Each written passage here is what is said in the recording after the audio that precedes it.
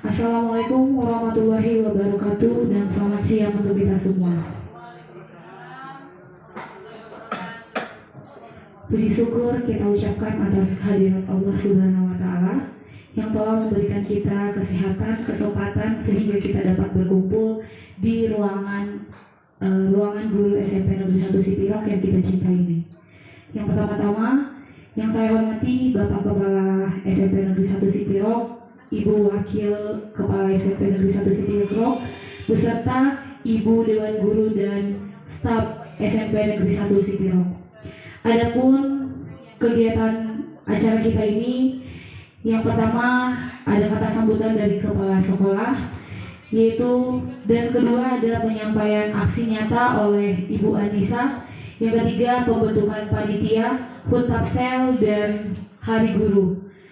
Masuklah kita rangkaian acara yang pertama, yaitu kata sambutan dari Bapak Kepala SMP Negeri 1 Sipirok kepada Bapak.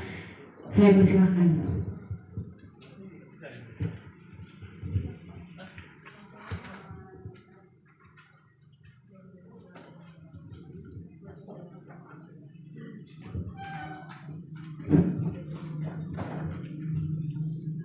Assalamualaikum warahmatullahi wabarakatuh. Alhamdulillah, mari kita sama-sama memanjatkan puji dan syukur kepada Allah Subhanahu wa Ta'ala, Tuhan yang Maha Esa, yang telah memberikan kita kesehatan, diberikan juga kesempatan bisa kita bertatap muka di ruang guru ini. Seterusnya, salawat beri salam, mari kita sama-sama saling tinggikan kepada Nabi kita Nabi Muhammad SAW. Nah, yang kami hormati Bapak Ibu Wakil Kepala Sekolah, demikian juga yang kami hormati Bapak-Bapak dan Ibu-Ibu Dewan Guru SMP Negeri 1 Sipirok yang kita cintai ini. Nah, seperti yang moderator sampaikan tadi, barangkali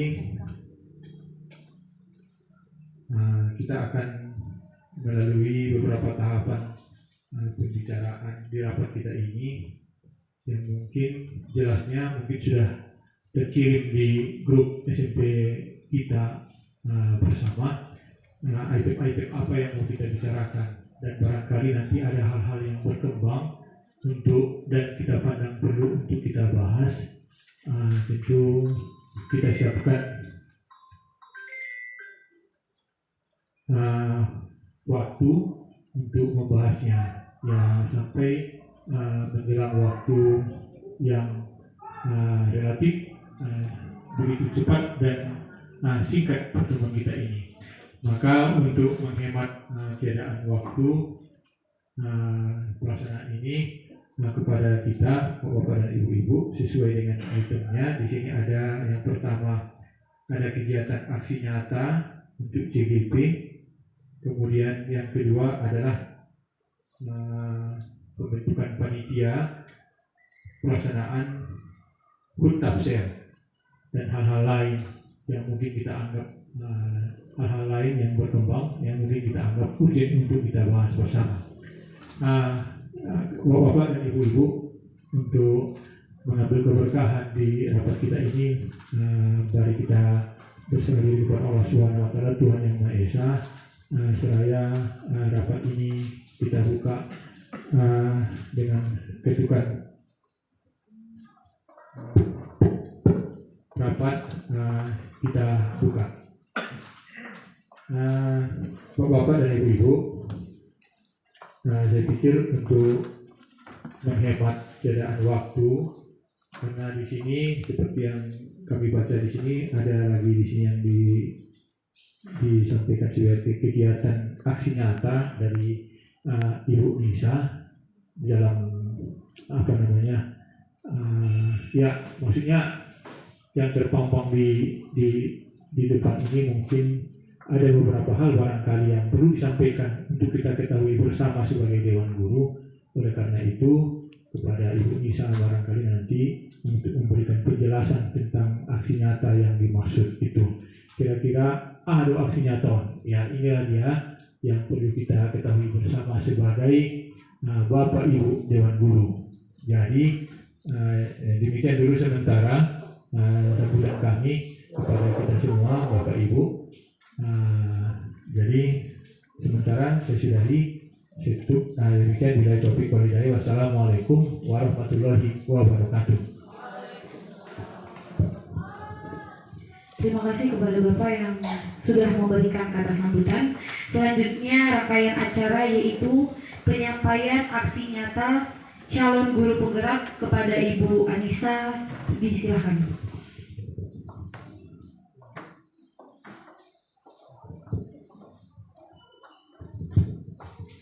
Bismillahirrahmanirrahim.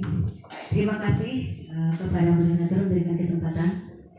Pertama-tama saya hormati Bapak Kepala SMP Negeri 1 Sipiro. Yang saya hormati Bapak Ibu Dewan Guru SMP Negeri 1 Sipiro. Pertama-tama mari sama-sama kita panjatkan puji dan syukur kita kepada Allah Subhanahu wa taala, Tuhan yang Maha Esa yang memberikan kita kesempatan sehingga bisa berkumpul di tempat ini dalam pembahasan aksi nyata yaitu modul 14 budaya positif.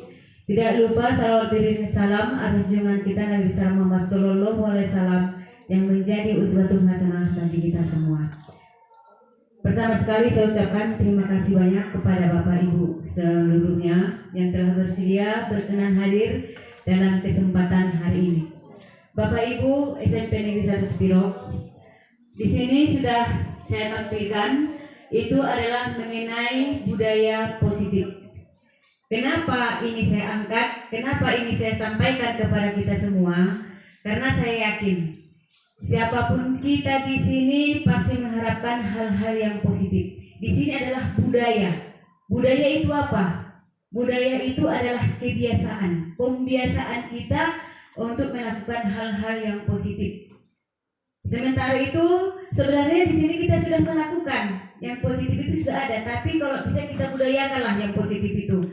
Sebagai contoh, kita sudah melakukan yang namanya saling salam ketika bertemu, sapa, senyum, itu termasuk budaya-budaya positif. Dan mari sama-sama kita bekerja sama untuk mewujudkannya lebih baik lagi. Bapak Ibu sekalian, sebelumnya di sini saya sampaikan bahwasanya kita di sini sama-sama belajar. Saya belajar, Ibu belajar dalam hal yang namanya budaya positif ini. Budaya positif itu berasal dari kebiasaan-kebiasaan positif yang dilakukan secara berkelanjutan, teratur, berulang, sehingga hal-hal tersebut tertanam dalam diri kita dan bahkan tanpa sadar kita sudah selalu melaksanakannya. Itu budaya positif. Itu yang kita harapkan dari apa yang kita lakukan sehari-hari. Kemudian sebagai contoh yang sering kita lakukan itu adalah misalnya berdoa sebelum makan, duduk ketika minum, menyapa teman dengan sopan. Insya Allah, saya yakin kita di sini sudah melaksanakannya. Kemudian budaya positif merupakan perwujudan dari nilai-nilai kebajikan atau keyakinan universal yang harusnya juga diterapkan di sekolah. Nilai-nilai kebajikan dan keyakinan universal. Apa itu nilai-nilai kebajikan, keyakinan universal? Nanti selanjutnya ada pembahasannya di slide berikutnya. Kemudian dalam pendidikan dan pengajaran, budaya positif ini sangat perlu untuk ditanamkan dan dilaksanakan supaya pendidikan mencapai hasil yang maksimal. Menciptakan budaya positif di lingkungan sekolah. Saya rasa ini sangat penting. Kenapa? Menciptakan hubungan yang sehat antara warga sekolah, ya. Menciptakan budaya positif di lingkungan sekolah dengan cara menciptakan hubungan yang sehat antara warga sekolah. Masuklah di situ guru dengan kepala sekolah, guru dengan rekan guru, guru dengan murid, dan bahkan kalau bisa guru dengan orang tua atau wali murid. Kemudian menciptakan lingkungan sekolah yang sehat, aman, nyaman, menyenangkan, membuat anak didik menjadi bersemangat untuk datang dan belajar ke sekolah kita ini. Inilah dia tujuannya ya Bu, kenapa kita harus menciptakan budaya positif di sekolah. Kemudian untuk budaya positif ini nanti yang akan kita bahas poin-poinnya, yang pertama disiplin positif dan nilai-nilai kebajikan universal, kemudian teori motivasi, hukuman dan penghargaan, restitusi, selanjutnya keyakinan kelas, kebutuhan dasar manusia, restitusi 5 posisi kontrol, dan restitusi segitiga restitusi. Ini nanti yang akan kita tampilkan atau yang saya sampaikan pada slide berikutnya. Tapi sebelum kita masuk ke materi, saya di sini membuat sebuah ilustrasi kepalan tangan.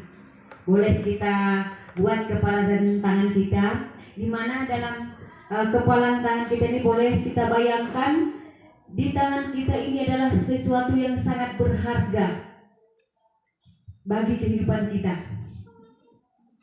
Dan orang-orang yang ingin barang tersebut sudah berusaha sekuat tenaga dengan merayu, meminta, memohon, bahkan dilakukan agar barang berharga Anda itu dibuka.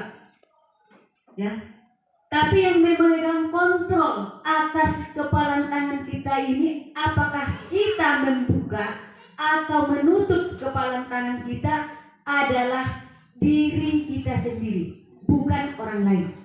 Hanya diri kita sendirilah, mau saya buka atau saya tutup. Kita sendiri yang memegang kontrol atas kepalan tangan kita, apakah kita membuka atau menutup kepalan tangan kita itu, tergantung pada diri kita masing-masing. Jadi dengan kata lain apa? Tidak ada orang yang bisa mempengaruhi dan memaksakan kehendaknya. Kontrol atau kendali itu ada dalam diri kita. Apakah kita mau tetap seperti yang biasanya, mau berubah ke arah yang lebih baik, mau berubah ke arah yang lebih buruk, tergantung kita. Tapi saya yakin kita semua di sini mengharapkan hal yang paling lebih baik. Oke. Kemudian di sini saya juga menampilkan ada sebuah teori, yaitu teori kontrol dari Dr. William Glasser yang merupakan psikiater dan pendidik, terkait miskonsepsi terhadap makna kontrol. Miskonsepsi terhadap makna kontrol. Ilusi guru mengontrol murid. Pada dasarnya kita tidak memaksa murid untuk berbuat sesuatu jikalau murid tersebut memilih untuk tidak melakukannya. Kemudian walaupun tampaknya guru sedang mengontrol perilaku murid, hal demikian terjadi karena murid sedang mengizinkan dirinya dikontrol. Siswa mau mendengarkan kita, murid mau mendengarkan kita, mendengarkan arahan kita karena dia mau membuka diri, mau dia dikontrol oleh orang lain. Kemudian jika kita ingin membuat perubahan, maka ubahlah terlebih dahulu pola pikir kita. Ubahlah terlebih dahulu pola pikir kita, kemudian terapkan dalam sikap dan perilaku kita. Dan terakhir, secara konsisten dilakukan dalam kehidupan sehari-hari. Nah, jadi ini dia pola pikir ya, perbedaan pola pikir paradigma antara stimulus respon dengan teori kontrol. Ya, miskonsepsi tadi. Di stimulus respon di situ ditampilkan realitas kebutuhan kita sama, respon. Realitas kebutuhan kita sama. Tapi di teori kontrol, realitasnya kebutuhan kita itu berbeda. Tidak ada kebutuhan yang sama.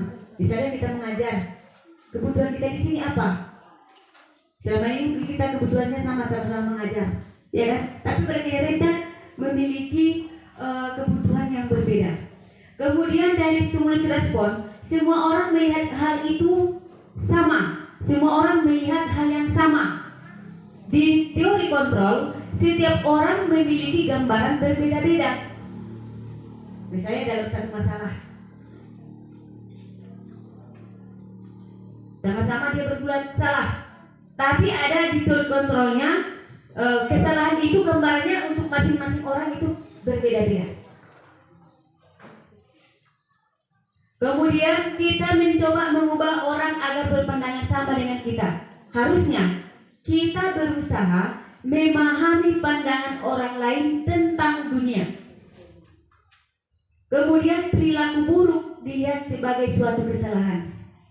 Perilaku buruk dilihat sebagai suatu kesalahan. Semua perilaku memiliki tujuan. Kenapa siswa di dalam kelas ribut? Atau kenapa siswa sering terlambat? Kita katakan itu sebagai suatu kesalahan ya. Itu kesalahan, terlambat. Tapi semua perilaku memiliki tujuan. Kenapa dia terlambat? Ada tujuan tertentu di situ. Bisa saja dia terlambat karena membantu orang tuanya dulu. Atau mungkin memang dia terlambat karena kelamaan main HP waktu malam. Makanya dikatakan tadi, ya, setiap perilaku memiliki tujuan. Kemudian orang lain bisa mengontrol saya. Orang lain bisa mengontrol saya, mengatur saya. Hanya Anda yang bisa mengontrol diri Anda. Hanya Anda yang bisa mengatur diri Anda. Saya bisa mengontrol orang lain. Anda tidak bisa mengontrol orang lain. Kemudian pemaksaan pada saat bujukan gagal. Pemaksaan pada saat bujukan gagal. Makanya tadi ketika dia berbuat salah, pemaksaannya apa? Berupa hukuman, berupa konsekuensi, sehingga mau tidak mau dia harus mau. Tapi pada harusnya bagaimana? Kolaborasi, kerjasama, konsensus menciptakan pilihan-pilihan baru. Dan yang terakhir, model berpikir menang kalah, menang atau kalah. Kita hilangkan dengan model berpikir menang-menang. Oke, kita masuk materi yang pertama, itu masalah disiplin. Makna disiplin di sini, ketika mendengar kata disiplin, apa yang terbayang di benak Bapak Ibu? Apa yang terlintas di pikiran kita? Apa kira-kira? Kalau sudah mendengar kata disiplin, apa sih yang terlintas di benak kita? Peraturan. Ya, terima kasih. Peraturan. Apa lagi, Bu? Kewajiban, semuanya benar ya. Dimana di sini kebanyakan orang akan menghubungkan kata disiplin dengan tata tertib, teratur, kepatuhan atau peraturan. Pada peraturan ya. Kata disiplin juga sering dihubungkan dengan hukuman. Padahal itu sungguh berbeda. Karena belajar tentang disiplin positif tidak harus dengan memberi hukuman. Justru itu adalah salah satu alternatif terakhir, dan kalau perlu tidak digunakan sama sekali. Disiplin sebagai bentuk kontrol diri, yaitu belajar untuk kontrol diri agar dapat mencapai suatu tujuan mulia. Tujuan mulia di sini mengacu pada nilai-nilai atau prinsip-prinsip mulia yang dianut seseorang. Kita namakan nilai-nilai tersebut sebagai nilai-nilai kebajikan yang universal. Jadi seseorang yang memiliki disiplin diri berarti mereka bisa bertanggung jawab terhadap apa yang dilakukan karena mereka mendasarkan tindakan mereka pada nilai-nilai kebajikan universal. Jadi dalam rangka menciptakan lingkungan positif, salah satu strategi yang perlu kita tinjau kembali adalah penerapan disiplin di sekolah kita ini. Apakah penerapan disiplinnya sudah efektif, berjalan, atau masihkah perlu kita tinjau lagi? Jadi disiplinnya ya. Jadi kalau menurut saya disiplin kita di sini sebenarnya sudah bagus. Cuma tergantung kembali ke yang saya sampaikan di awal tadi, tergantunglah kepada kita sendiri untuk melaksanakannya. Tadi saya singgung mengenai nilai kebajikan. Apa sih nilai-nilai kebajikan itu? Jadi nilai-nilai kebajikan berarti nilai-nilai yang disepakati bersama, terlepas dari suku, bangsa, agama, bahasa maupun latar belakangnya. Di sini disampaikan oleh Dr. William Glaser pada teori kontrol, menyatakan bahwa setiap perbuatan memiliki suatu tujuan yang dikaitkan dengan nilai-nilai kebajikan yang diyakini seseorang, maka motivasi intrinsiknya akan terbangun. Motivasi intrinsik yang berasal dari diri sendiri, yang berasal dari dalam diri sendiri. Kemudian motivasi dari dalam diri itulah terbentuknya untuk dapat mencapai tujuan mulia yang diinginkan.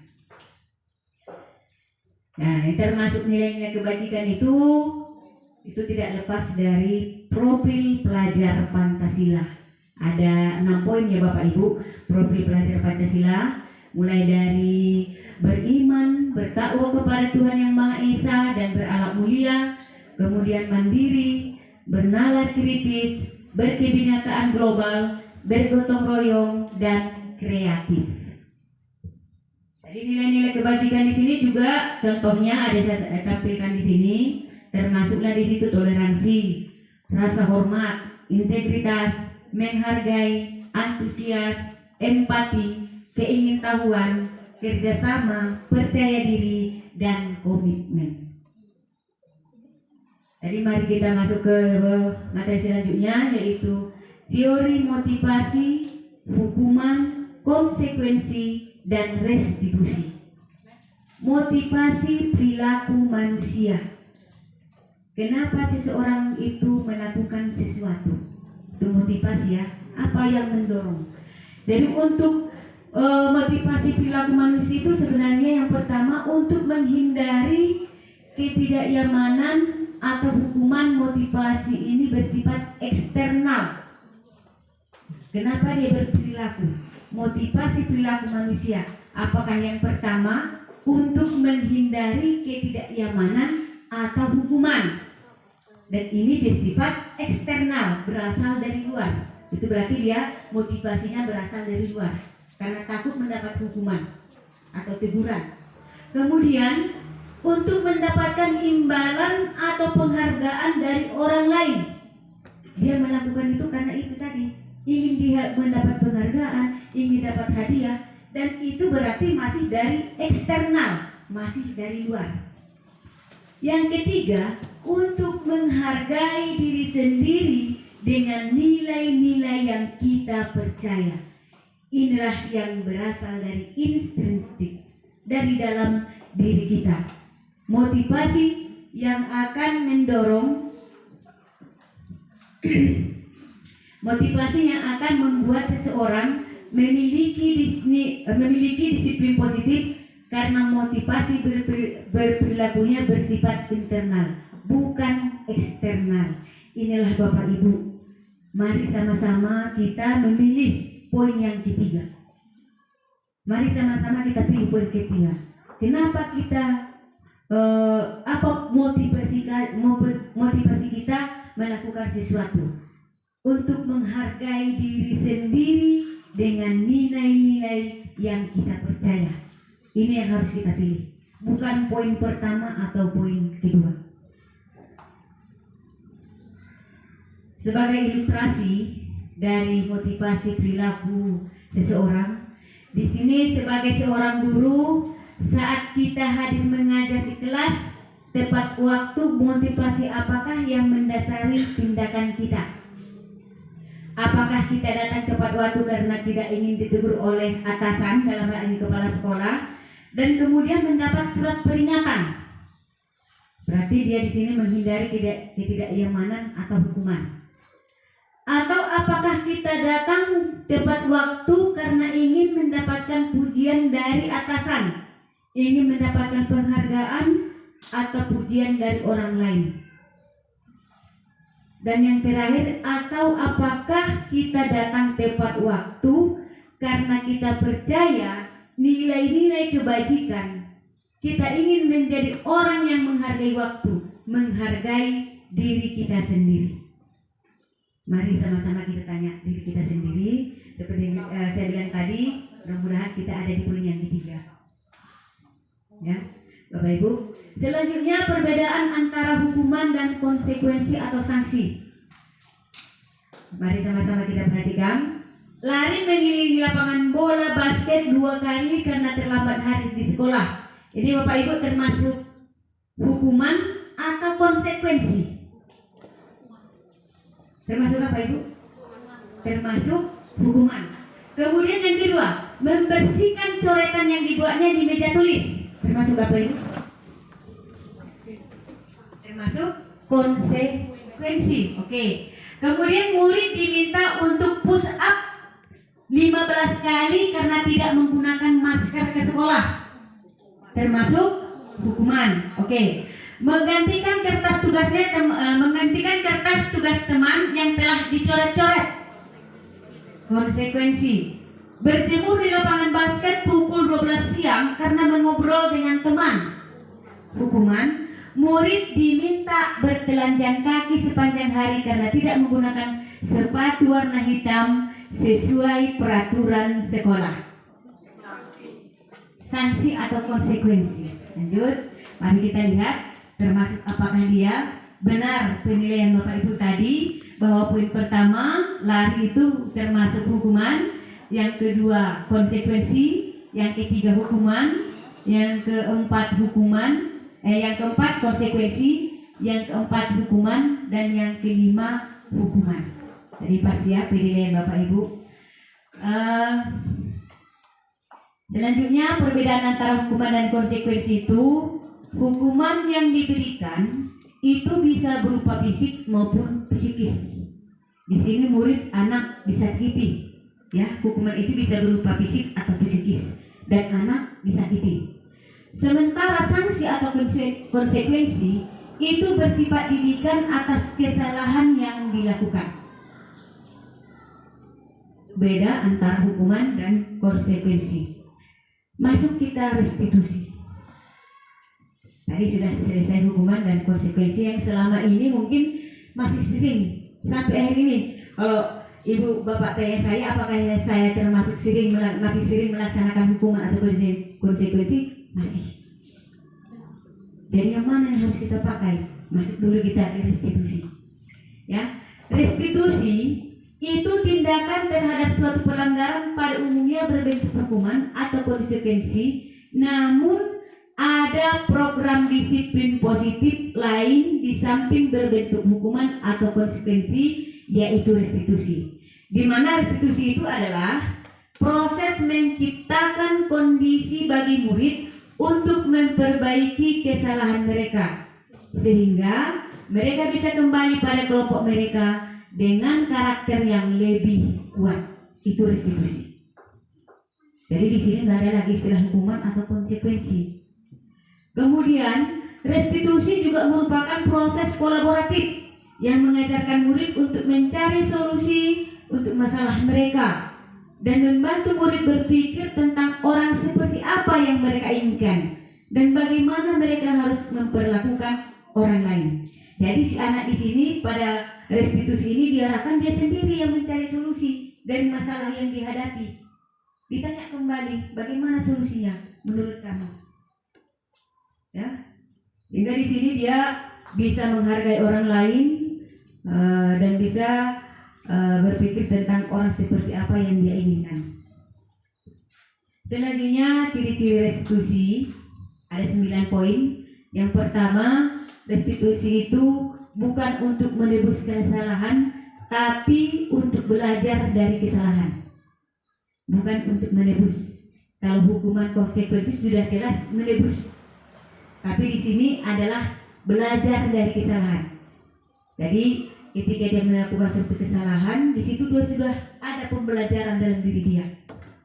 Kemudian memperbaiki hubungan, bukan memperburuk hubungan. Memperbaiki. Ketika kita menghukum, bagaimana hubungan kita dengan siswa? Apakah makin jauh atau makin dekat?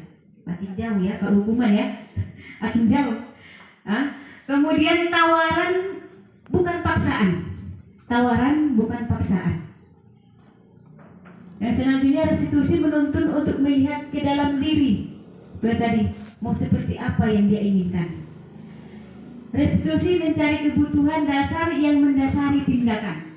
Restitusi adalah cara yang paling baik fokus pada karakter bukan tindakan, dan fokus pada solusi.